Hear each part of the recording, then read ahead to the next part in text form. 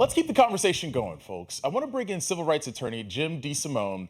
Jim, thank you for joining us. Daniel Penny was initially arrested on a second-degree manslaughter charge. As Jamal said, we won't know the exact details of the indictment until his next court appearance later this month. But based on what we do know, what other charges could he be facing?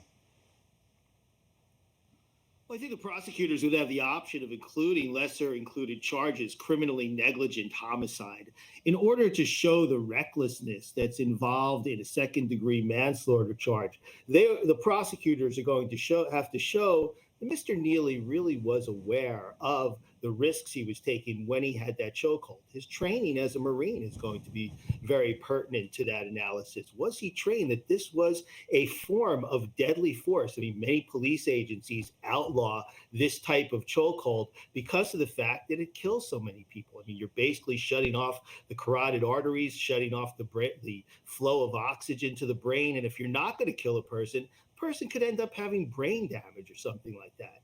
But to show that he was reckless, to get that second degree manslaughter charge, they're going to have to show some awareness that his actions could have caused that type of harm here to Mr. Neely. Now, of course, it was Mr. Penny who was the Marine here. Now, he could have a defense and say, I just didn't know. And then the less included charges would be criminally negligent homicide. Because you could be negligent, not aware of that risk, but still engage in actions that result in the death of someone. And that would just carry a much lesser sentence as far as the criminal charges go. Yeah, I want to focus on Daniel Penny here. How strong is Penny's case based on his statements? We saw a video where he was kind of pleading his case and how he said he was just trying to restrain Jordan Neely. How might the defense go about trying to prove Penny's mindset when he put Neely in a chokehold and kept him there? Well, it was very telling when he gave that statement. Of course, most criminal defense lawyers are not going to have their client out there making statements like that because, what Mr. Penny said there really emphasized just the verbal nature of the threats, things that he heard. The short part of videos that we've seen about Mr. Neely before that don't really show those threats that I've seen as far as what's out in the public eye, but you only have verbal threats in that situation. So how is it justified for an individual who is a civilian, who can retreat, to go and use that type of force where he is putting a chokehold on that person for an extended period of time?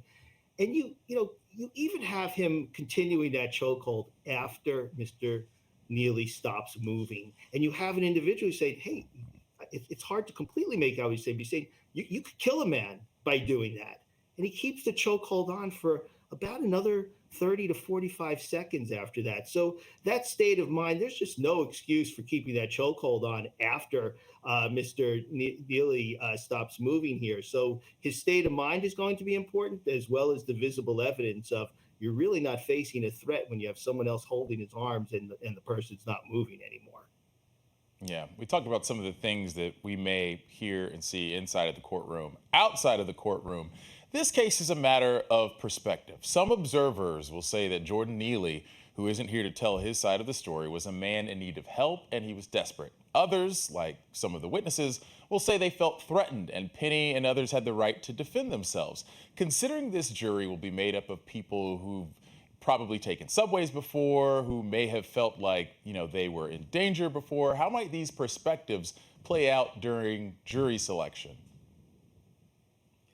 Well, voir dire is going to be key as far as people's experience, right? And oftentimes we find that people who have the closest connection with our clients in a situation may not be the best jurors because they're going to let their own perspective govern how they would have acted in that situation. It brings us back to, the Bernard Goetz case in 1984, when you had an individual who, shot four individuals who he alleged were threatening him with a screwdriver. Of course, that created a big debate back then, similar to what's going on with Mr. Penny and the national consciousness and the national debate over we have over these types of issues.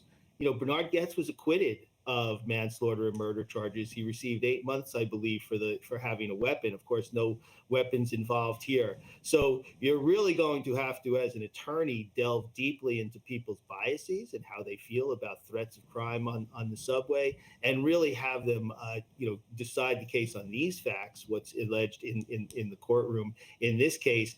And I think those witnesses are going to be key. Of course, the grand jury proceedings are secret, so we don't know exactly what the witnesses who were there have said. We have an understanding that certain people did feel threatened by his conduct, but feeling threatened and actually experiencing a direct threat of death or bodily harm are two different things. And I think at the end of the day, a jury is going to have to parse those things out and see, was the force used by Mr. Penny really justified in terms of a deadly force chokehold when you had a man who was clearly mentally ill by his conduct on that subway that day. Yeah. And as we said earlier, we'll learn more about the charges against Daniel Penny during his court appearance later on this month.